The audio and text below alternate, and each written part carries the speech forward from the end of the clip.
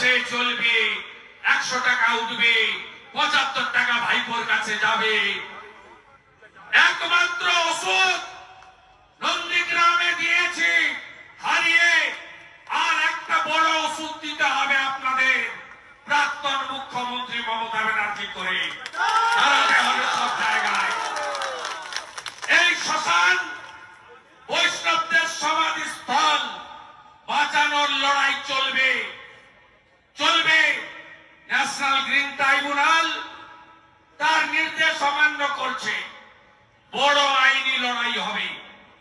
Contempt করব আমরা Tarapith development অথরিটিকে, তার চেয়ারম্যান আশিস ব্যানার্জিকে, ভাইস চেয়ারম্যান সুকুমার ব্যানার্জিকে, মুখার্জিকে, তার সিও এসডিও রামপুরহাটকে, এদের প্রত্যেকের বিরুদ্ধে এনজিটিতে কোর্ট কন্টেম্প।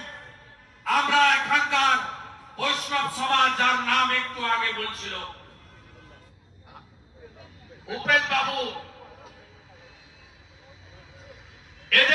এরা লড়বে। বৈষ্ণব সমাজকে ঐক্যবদ্ধ আমরা করব।